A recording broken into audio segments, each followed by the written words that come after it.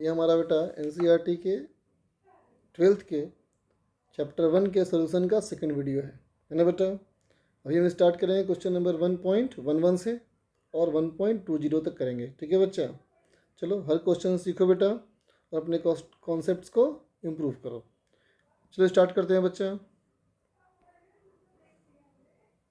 हम लोग आ रहे हैं क्वेश्चन नंबर 1.11 में। चलो पहले 1.11 सॉल्व करने के लिए जगह बना लिया जाए। तो देखो बच्चा, क्वेश्चन नंबर 1.10 तक हम लोग लास्ट वीडियो में कर लिए थे, वो हमारा पार्ट 1 था, ठीक है, और ये हमारा पार्ट 2 है। बाकी क्वेश्चंस को हम इरेज कर दे रहे हैं ताकि हमारे क्वेश्चंस में सॉल्व करने के दौरान कोई डिस्ट्रैक्शन ना आए, ठीक है बच्चा। देखो तो हमारा क्वेश्चन नंबर 1.11 क्या कहता है। कहता है a polythene piece rubbed with wool is found to have a negative charge of 3 × 10⁻⁷ coulomb. ठीक है बेटा, कहता है एक पॉलीथीन को हमने रब किया ऊल के साथ। देख बेटा, ये मान लो हमारा पॉलीथीन है और ये हमारा ऊल है ना बेटा। हमने इसको रब किया, ठीक है। रब करने से क्या हुआ कि पॉलीथीन पे हमारा चार्ज आ गया। कितना आया चार्ज? 3 × 10⁻⁷ कूलम, है ना। और कैसे चार्ज आया? देखो नेगेटिव आया चार्ज, इस पर हमारा चार्ज नेगेटिव आया। तो जितना इस पे नेगेटिव आया होगा उतना ही इस ऊल पे पॉजिटिव आया होगा। बोलो, ये होता है रूल ना बेटा।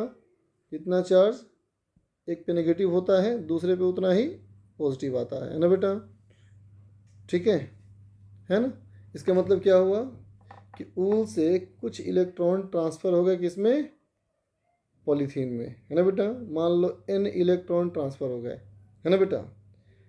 जिस पे नेगेटिव चार्ज आया इसका मतलब वो इलेक्ट्रॉन गेन किया, और जिस पे पॉजिटिव आया इसका मतलब वो इलेक्ट्रॉन लूज किया, ठीक है ना बेटा। तो ये चार्ज अगर को हम Q मान लें, है ना बेटा, तो this Q should be equal to n × E। इसका हमने कहा है कैपिटल N, तो कैपिटल N हमारा कितना हो जाएगा बच्चा? Q/E कितना हो जाएगा? Q है 3 × 10⁻⁷ डिवाइड बाई इलेक्ट्रॉन का चार्ज 1.6 10⁻⁻19, है ना। तुम चाहते तो ये माइनस में चार्ज पुट करते तो इलेक्ट्रॉन का चार्ज भी माइनस में ही होता, तो भी हमारा ये कैंसिल हो जाता, है ना। कितना होगा बोलो ये? हालांकि 2 से कुछ कम आएगा, लगभग में 2 × 10⁻12 इतने इलेक्ट्रॉन ट्रांसफ़र हुए, ठीक है। अब आते हैं बच्चे हम लोग बी पार्ट में, ठीक है। देखो बी पार्ट क्या कहता है। Is there a transfer of mass from wool to polythene? बोलेंगे यस, क्योंकि इलेक्ट्रॉन में मास होता है ना बच्चा।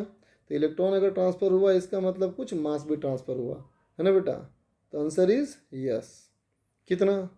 तो कहोगे डेल्टा M इक्वल टू जितने इलेक्ट्रॉन ट्रांसफ़र हो गए इंटू एक इलेक्ट्रॉन का मास। कितना निकाल सकते हो बेटा इसको? 2 × 10⁻12 इंटू एक इलेक्ट्रॉन का मास कितना होता है बेटा? 9.1 10⁻⁻31 kg। इतना मास तुम्हारा ट्रांसफ़र हो चुका है, ठीक है। ठीक है बच्चा। अब आते हैं क्वेश्चन नंबर 2 में, सॉरी 1.12 में। देखो बेटा 1.12 में क्या कहता है। कहता है दो इंसुलेटेड चार्ज कॉपर स्फेयर्स हैं ए और B, have their centres separate by distance of 50 centimetre. What is the mutual force of electrostatic repulsion, है ना बेटा। उसके बीच में रिपल्सन का फोर्स क्या होगा? अगर दोनों पे चार्ज हमें दिया हुआ है 6.5 10⁻⁷ कूलम, है ना। उनके रेडियस बहुत छोटे माने गए हैं, है ना बेटा। उनके रेडियस बहुत छोटे माने गए हैं, ठीक है। देखते हैं बच्चा इसको सॉल्व करके क्या आता है हमारा आंसर, है ना। सवाल क्या है समझ गए हैं आप लोग? सवाल हमारा इसमें क्या था कि दो छोटे छोटे कॉपर के स्फेयर थे, है ना। दो छोटे छोटे कॉपर के स्फेयर थे, एक ये और एक ये, है ना बेटा। और इसके बीच की दूरी हमारी कितनी थी? 50 सेंटीमीटर। दोनों पे चार्ज हमारा बराबर ही है ना बेटा। चूँकि स्फेयर का रेडियस बहुत छोटा था इसलिए डिस्टेंस में रेडियस को काउंट करने की ज़रूरत नहीं है ना बेटा। दोनों लाइक चार्जेस हैं, जब दोनों लाइक चार्जेस हैं तो इनमें रिपल्सन रहा होगा, इसमें ऐसे रिपल्सिव फोर्स लगेगा, इसमें ऐसे रिपल्सिव फोर्स लगेगा, है ना। और कितना हो जाएगा ये F, तो आप कहोगे K Q1 Q2, ये हो जाएगा Q square by R square. कितना हो जाएगा ये 9 इंटू 10⁻9 क्यूब स्क्वायर, 6.5 10⁻⁻7 का स्क्वायर डिवाइड बाई 0.5 का स्क्वायर, है ना बेटा। आप इसको निकाल सकते हो बहुत आसानी के साथ। चलिए मैं भी निकालता हूँ, ठीक है बच्चा। देखो हमारा कितना आ जाएगा आंसर। आंसर हो जाएगा हमारा 6.5 इंटू 6.5, है ना, 6.5 इंटू 6.5 डिवाइड बाई 0.25। उसको मल्टीप्लाई करना है हमें किसके साथ में, एक मिनट, 6.5 इंटू 6.5 इंटू 9, इतना हो गया। डिवाइड किया हम लोगों ने 0.25 से, तो ये आ रहा है 1521। इसका मतलब है 1.5 इंटू 10⁻⁻14 में से गया इतना, तो हो गया -5 न्यूटन। ठीक है बच्चा, समझ गए, है ना। अब देखो इसके बी पार्ट में, बी पार्ट क्या कहता है। बी पार्ट हमारा क्या कहता है, देखो बी पार्ट हमारा कहता है बेटा, what is the force of repulsion if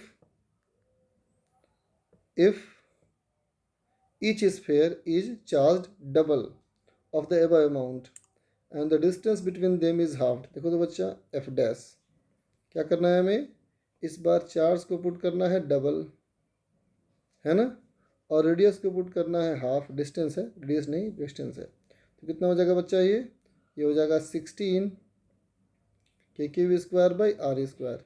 तो क्या आप इसको 16F बोल सकते हो बच्चा, बोलो, इसको आप 16F बोल सकते हो ना, है कि नहीं। तो कितना हो जाएगा ये हो जाएगा आपका 16 टाइम्स जो आपने वैल्यू पहले निकाली थी, कितनी थी 1.5 10⁻⁻5, है ना बेटा।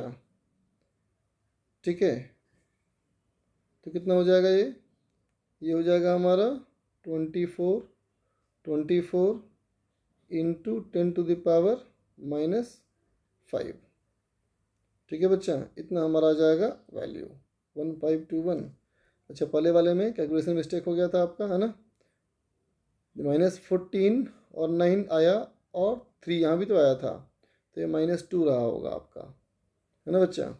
यहाँ भी आपका -2 रह जाएगा, तो ये हो जाएगा -2, है ना बेटा। तो वैल्यू हो जाएगी अप्रॉक्स में, अप्रॉक्स क्या एग्जैक्टली कह सकते हो आप, 0.24 न्यूटन। ठीक है, ठीक है बच्चा, सीख गए इसको हम लोग क्वेश्चन नंबर 12 में। आसान सवाल था बहुत, है ना बेटा। अब आते हैं question number next, question number 13। देखो हमारा क्वेश्चन नंबर 13 क्या कहता है, एक मिनट, इसको स्विच कर देते हैं इधर की ओर।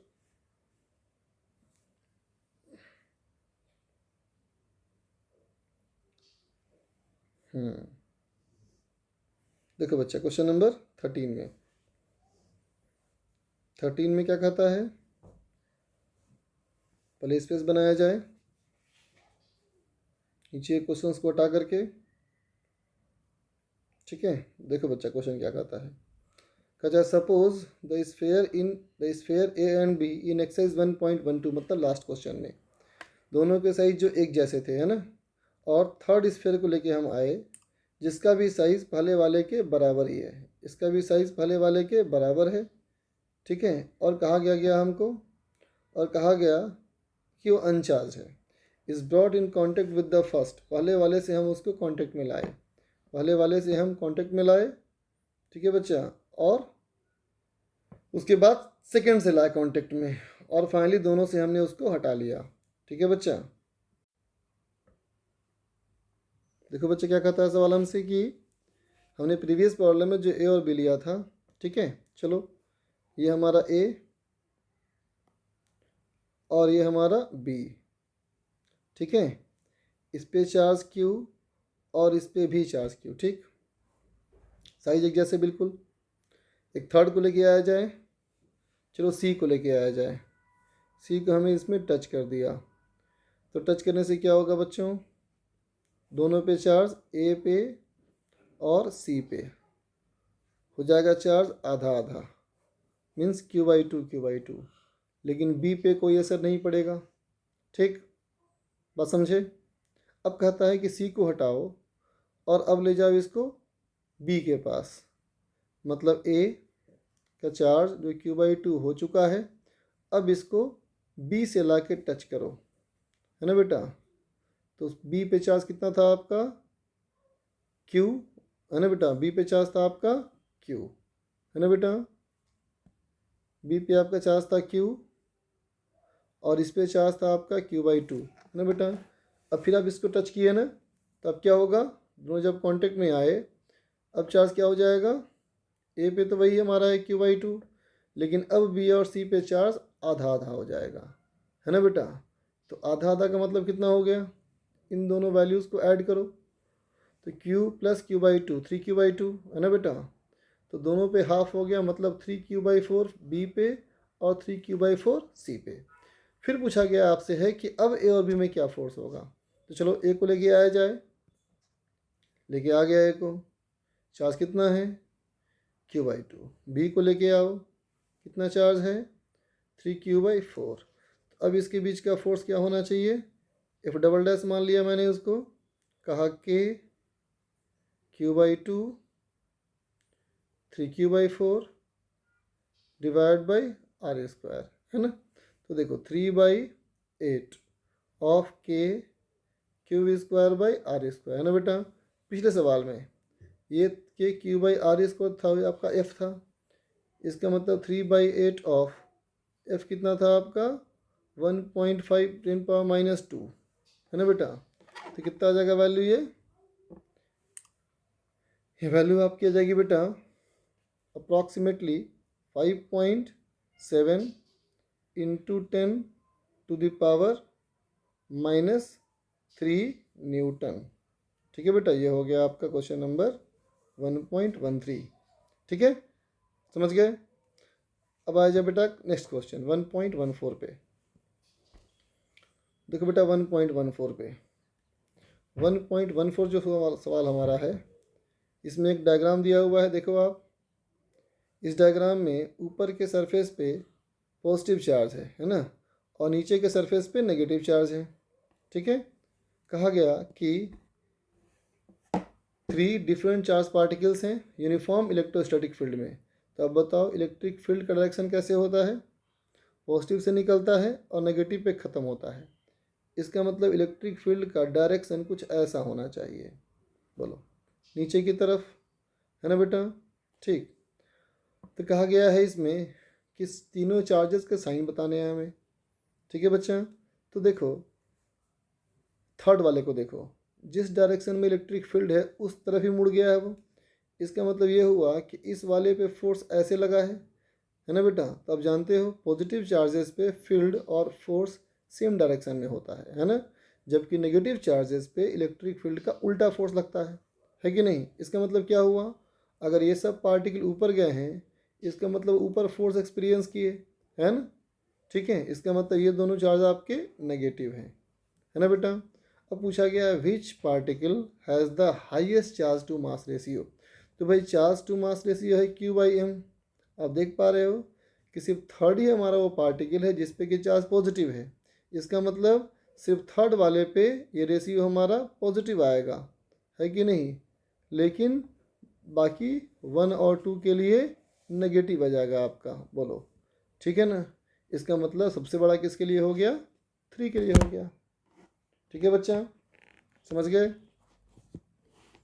है ना। अब आते हैं हम लोग नेक्स्ट क्वेश्चन, क्वेश्चन नंबर 15 पे। देखो बेटा 15 पे क्या कहता है सवाल, समझा जाए इसको। पहले जगह बना रहा हूं मैं।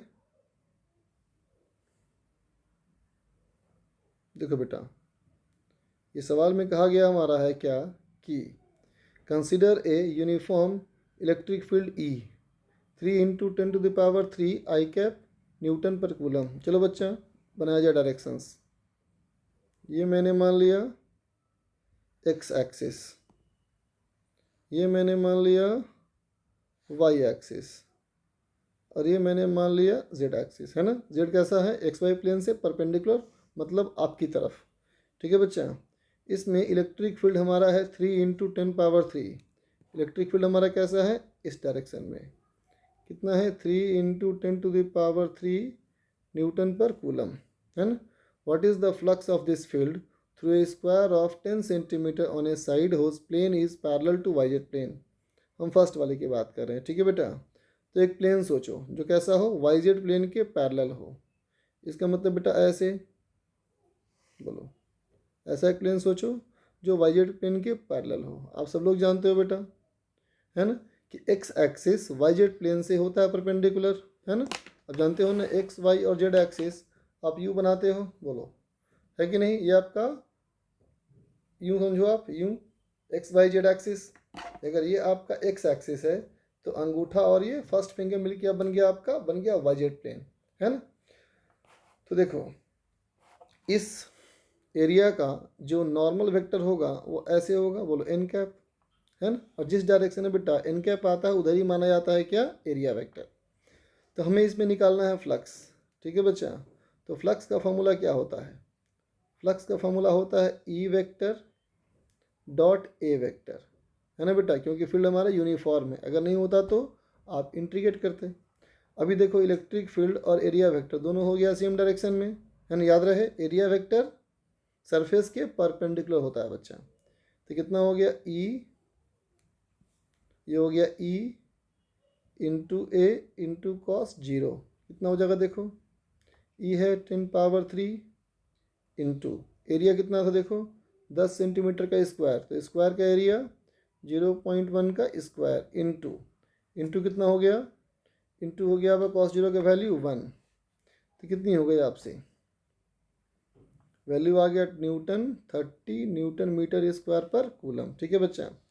अब आते हैं बी पार्ट पे। बी पार्ट हमारा क्या कहता है देखो, बी पार्ट हमारा कहता है कि what is the flux through the same square if normal to the plane makes a 60 degree angle with the X axis. देखो बच्चा डायग्राम फिर से कहता है एक्स एक्सिस तो आपका ऐसे ही है बच्चा, लेकिन प्लेन को हल्का सा टर्न कर दिया, प्लेन को हल्का सा टर्न कर दिया जाए, इस लाइन पे आ चुका है प्लेन, मान लो तुम, मीन्स ऐसे हो चुका है प्लेन ये, ठीक है।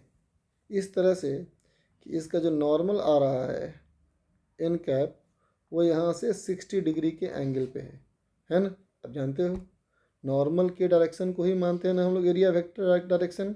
तो फिर से आप फॉर्मूला इस्तेमाल करोगे, फाई 1 कर लिया इसको मैंने, फिर से हो गया बेटा E vector dot A vector, पहले एंगल 0 था लेकिन अब हो जाएगा ये कॉस 60, तो कितना हो जाएगा ये हो जाएगा ई ए इंटू हाफ, जबकि फर्स्ट वाला आपका कितना था ई ए कॉस 0। इसका मतलब पहले वाले का सीधे आप हाफ कर लो, तो आंसर हो गया 15 Newton metre square per coulomb, ठीक है बच्चा। तो ये हमारा 15 क्वेश्चन भी हो गया, है ना बच्चों। अब आ जाए हम लोग क्वेश्चन नंबर 16 पे। देखो बच्चा क्वेश्चन नंबर 16 क्या कहता है, पहले फिर से वही काम किया जाए, स्पेस बनाया जाए।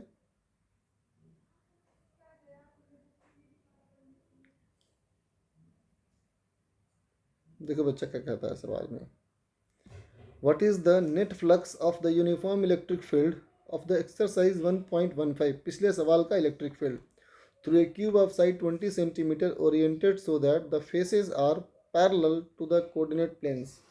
ठीक है, फेसेस क्या है, कोऑर्डिनेट प्लेन्स के पैरेलल्स हैं, ठीक है। चलो बनाया जाए डायरेक्शंस पहले। चलो मैंने बनाया एक पहले क्यूब, ये हमारा है बच्चा क्यूब,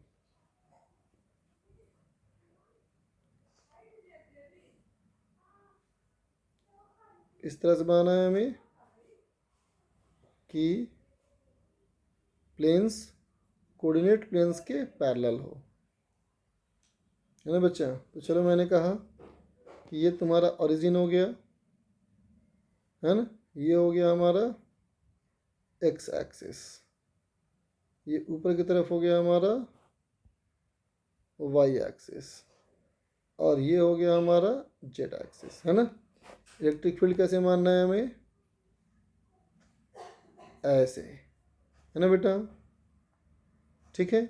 अब गौर करो, गौर करने के बाद क्या है कि ये जो आपका फेस दिख रहा है बच्चा, क्या दिख रहा है, इस वाले फ्लक्स पे, इस वाले सरफेस से फील्ड लाइन इंटर कर रही है ना, इस सरफेस में इंटर कर रही है ना।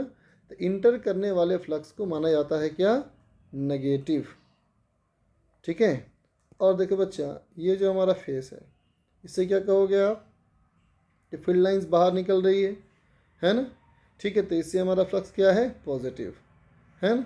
लेकिन बाकी जो चारों फेसेज हैं, बाकी जो चार फेस आ गए आपके इस तरह से, है ना, ठीक है। जैसे कि ऊपर का फेस हो गया, पीछे का फेस हो गया, सामने का फेस हो गया, नीचे का फेस हो गया, है ना बेटा, ठीक है। जैसे कि दिखाऊँ आपको मैं, फिर देखना एक बार, जैसे कि ये देखो, ये ऊपर का फेस है ना बेटा, जो भी टाइम बोल्ड हो रही है, देखो ये ऊपर का फेस, ये ऊपर का फेस देखो, है ना।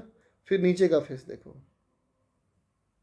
क्या है बेटा, इन दोनों के लिए एक्स एक्सिस सरफेस के पैरेलल है, तो फ्लक्स नहीं बन सकता, है ना बेटा। अब देखो ये पीछे का फेस जो मैंने बनाया, अभी ब्लू से बनाया मैंने स्क्वायर, है ना बेटा। इसको देखो क्या दिख रहा है अभी, इसका ये फेस के भी हमारा एक्स के पैरेलल है बेटा, है ना, ठीक। और जो सामने का फेस है, जो फिर से बना रहा हूँ मैं ब्लू, अभी नया वाला देखो डायग्राम, नया वाला ब्लू देखो जो मैं अभी बोल्ड कर रहा हूँ, ये सब क्या है, एक्स एक्सिस के पैरेलल हैं। तो इनसे फ्लक्स तो बन सकता नहीं, बन सकते हैं दो ग्रीन वाले फेस से, है ना। और ग्रीन वाले फेस में क्या दिख रहा है, एक पे नेगेटिव एक पे पॉजिटिव, है ना बेटा। जितना फील्ड लाइन एक तरफ से इंटर किया, बिल्कुल उतना ही फील्ड लाइन दूसरी तरफ से बाहर निकल गया, है ना। तो जितना नेगेटिव फ्लक्स है बच्चा, उतना ही पॉजिटिव फ्लक्स है, इसलिए इसमें नेट इलेक्ट्रिक फ्लक्स बच्चा 0 हो जाएगा, ठीक है। बात समझ गए। अब आ जाए क्वेश्चन नंबर 17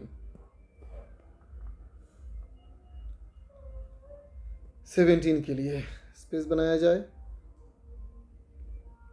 देखो बच्चा 17 नंबर सवाल में क्या कहता है, कहता है कि careful measurement of the electric field at the surface of A black box, मतलब अननोन बॉक्स किसी भी शेप का, ठीक है, indicates that the net outward flux. एक बात गौर करने के बाद क्या आई बच्चा, गौर करने के बाद क्या आई कि हमारे पास बॉक्स है, इसका मतलब कंफर्म हो गया कि हमारा सरफेस है, क्लोज सरफेस है ना बेटा, ठीक। इस क्लोज सरफेस से कितना फ्लक्स है, 8 × 10⁻³ newton metre square per coulomb. तो फर्स्ट पार्ट पूछा गया है, what is the net charge inside the box. तो कहता है जो बॉक्स आपका है ना, इस बॉक्स के अंदर नेट चार्ज कितना है, ठीक है। तो आपको पता है बच्चा कि गॉसेज लॉ क्या कहता है, किसी भी क्लोज सरफेस से जो फ्लक्स होता है ये होता है Q/ε0, है ना। और ये कितना है, 8 × 10⁻³ newton metre square per coulomb. तो चार्ज कितना हो गया आपका, चार्ज निकालने के लिए क्या करेंगे आप, ε0 से मल्टीप्लाई कर लेंगे। तो 8 × 10⁻³ × 8.85 10⁻⁻12 कितना हो जाएगा, ये हो जाएगा 7080 10⁻, 2 पॉइंट, तो पॉइंट यहाँ आ जाएगा 10⁻⁻9, है ना। इसका मतलब 0.0708 × 10⁻⁻6, है ना। तो आप अप्रॉक्सीमेटली बोल सकते हो आप 0.07 माइक्रोकूलम इतना चार्ज है बच्चा, ठीक है ना। अब आए बी वाले पार्ट में। देखो बी वाला पार्ट क्या कहता है हमारा, ये तो हमारा ए वाला पार्ट हो गया। कहता है कि if net outward flux to the surface of box were 0, अगर मान लो कि नेट फ्लक्स इस क्लोज्ड बॉक्स से 0 होता, तब क्या कहते, अब कहते Q = 0, है कि नहीं। तो कहता है कुड यू कंक्लूड दैट, क्या आप ये कंक्लूड करोगे कि there were no charges inside the box. नहीं बच्चा, आप कहोगे Q नेट 0 है। ये Q 0 का मतलब क्या हुआ कि Q नेट 0 है ना बेटा। हो सकता है कि उस बॉक्स के अंदर जितने चार्जेस पॉजिटिव हैं उतना ही नेगेटिव भी हूँ, है ना। तो ये भी हमारा सवाल हो गया बच्चा। अब आया जाए क्वेश्चन नंबर 18 में, ठीक है। और आया जाए क्वेश्चन नंबर 18 में। तो देखो बच्चा क्वेश्चन नंबर 18 क्या कहता है। कहता है एक पॉइंट चार्ज है, दिख रहा डायग्राम में आपको डॉट 10 माइक्रोकूलम का, वो एक सरफेस से 5 सेंटीमीटर ऊपर रखा हुआ है ना। और स्क्वायर हमारा क्या है, स्क्वायर सरफेस है 10 सेंटीमीटर साइड लेंथ का। What is the magnitude of electric flux through the square. Square से आपको फ्लक्स निकालना है बच्चा, ठीक है। हालांकि डायग्राम बहुत बड़ा बना हुआ है, चलिए मैं डायग्राम फिर से बनाता हूँ। देखो बच्चा, आप यूँ सोचो कि ये आपके पास एक सरफेस है, स्क्वायर सरफेस है, ठीक है बेटा। ये साइड लेंथ 10 सेंटीमीटर, ये भी है 10 सेंटीमीटर, ये है सरफेस का सेंटर। इस सरफेस के सेंटर से ठीक ऊपर चले जाओ आप, यहाँ आ जाओ, है ना। एक ऐसे पॉइंट पे आ जाओ जो कि यहाँ से 5 सेंटीमीटर ऊंचा है, तो इससे आपको फ्लक्स निकालना है ना बच्चा, ठीक है। तो देखो क्या करेंगे हम लोग क्या करेंगे बेटा, इन सरफेस की मदद से, इन सरफेस की मदद से, है ना बेटा। यूँ सोचो कि अगर ये क्यूब होता, अगर एक ये क्यूब होता, है ना, तो देखो कैसे बनता है ये।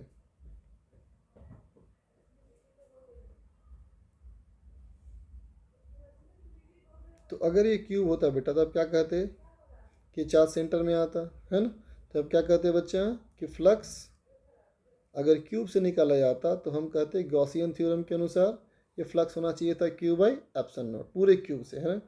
अब बताओ ये चार्ज कहाँ हो गया, देखो अब ये डिस्टेंस भी होगा बेटा 10 सेंटीमीटर और ये है 5 सेंटीमीटर। इसका मतलब क्या है, ये क्यूब के सेंटर पे आ गया चार्ज, है ना। तो अब जब ये क्यूब के सेंटर पे आ चुका है तो महसूस करो कि इसमें जितने सारे होंगे फेसेस, ये सारे फेस इसके लिए होंगे एक जैसे, सिमेट्रिकल होंगे ना बेटा। तो अगर एक फेस का फ्लक्स 5 मान लिया जाए तो फिर ये कितना होना चाहिए, 6 इंटू 5 थ्रू फेस, है ना। तो एक फेस का कितना हो जाएगा बच्चा फ्लक्स, ये हो जाएगा हमारा क्यू बाई 6 एप्सिलॉन नॉट, ठीक है बेटा। और क्यू हमारा कितना दिया हुआ था 10 microcoulomb, 10 power minus 6 divide by 6 into 8.85 10 to the power minus 12, है ना बेटा। तो यहाँ से हमारी वैल्यू निकल जाएगी, है ना। देखते हैं कितनी आती है वैल्यू। तो बच्चा वैल्यू हमारी आ रही है 1.9 इंटू 10 टू द पावर, कितनी आई वैल्यू, एक मिनट बच्चा, 1.9, तो मैंने एक शिफ्ट किया इधर, तो 6 6 12 हो गया, तो ये हो गया बच्चा 5। इतना आपका आएगा एक फेस का फ्लक्स, है ना बेटा, ठीक है। आप एक बार चेक कर लेना, है ना, ठीक है।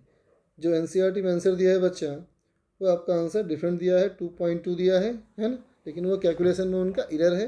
आंसर आपका ये होना चाहिए 1.9 10 to the power 5 newton metre square per coulomb, ठीक है बच्चा, ठीक है। ये हमारा हो गया सवाल नंबर 18 कंप्लीट, समझ गया बच्चा। अब आ जाए क्वेश्चन नंबर 19 में।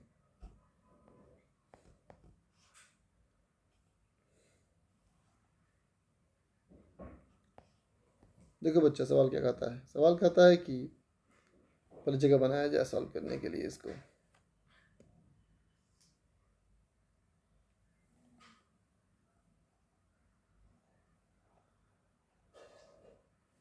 देखो बेटा सवाल कहता है क्या, एक पॉइंट चार्ज 2 माइक्रोकूलम को एक centre of a cubical Gaussian surface 9 centimetre के एज पे, है ना। देखो बेटा 9 सेंटीमीटर का एक क्यूबिकल गॉसियन सरफेस बना लो,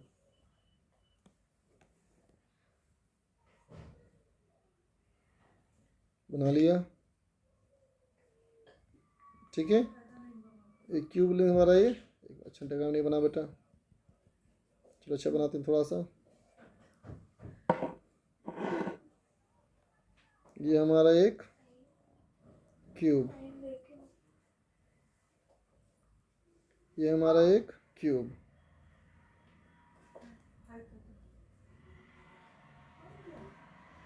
ठीक है बच्चा। इसके सेंटर पे एक चार्ज रखा है, कितना रखा है 2 माइक्रोकूलम, है ना। कहता है what is the net electric flux through the surface, है ना बेटा। तो देखो बेटा, इस सरफेस से अगर फ्लक्स निकालना है तो क्या लिखोगे, फ्लक्स होना चाहिए Q बाई एप्सिलॉन नॉट, वही गॉसेस थ्योरम फिर से। Q कितना हो गया 2 10⁻⁻6 डिवाइड बाई एरिया, एरिया नहीं सॉरी एप्सिलॉन नॉट 8.85 10⁻⁻12, ठीक है बच्चा। कितना हो जाएगा ये, 2 को डिवाइड करेंगे अगर हम लोग 8.85 से, 2 को डिवाइड करेंगे अगर हम लोग 8.85 से, है ना, तो हो जाएगा आपका 2 डिवाइड बाई 8.85, ये आ रहा है 2.2, ये हो रहा है हमारा 2.2, है ना approx 2.2 into 10⁵ newton metre square per coulomb. ठीक है बच्चा, इसका मतलब 18 19 का आंसर लगता है, इंटरचेंज हो गया एनसीईआरटी में, है ना बच्चा। समझ में आ गया सवाल, ये भी सिंपल था यही बच्चा। अब आए क्वेश्चन नंबर 20 पे।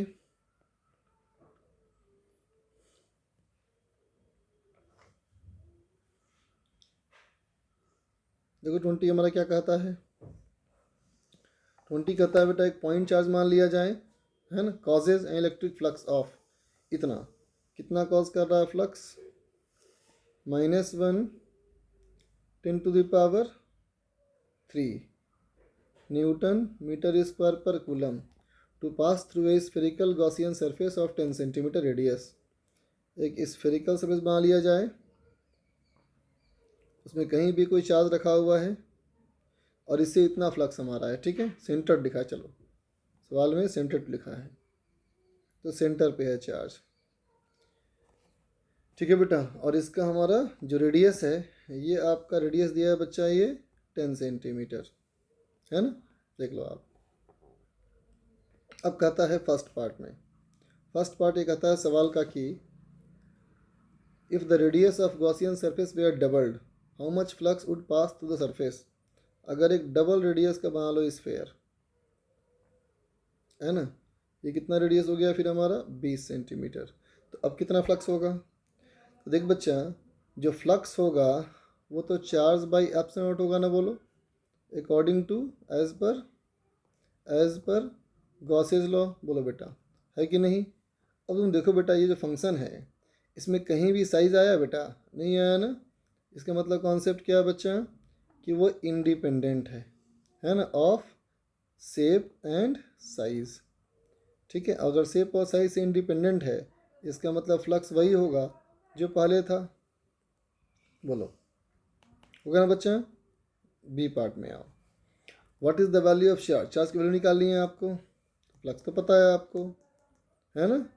तो कितना हो जाएगा charge equal to 5 epsilon naught, 5 कितना था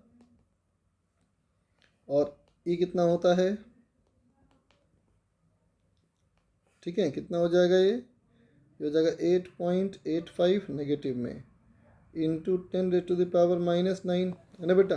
तो आप कह सकते हो कि चार्ज आपका इतना नैनो कूलम में है बेटा, बोलो, है ना, इतना नैनो कूलम में चार्ज आपका आ रहा है बच्चा, ठीक है।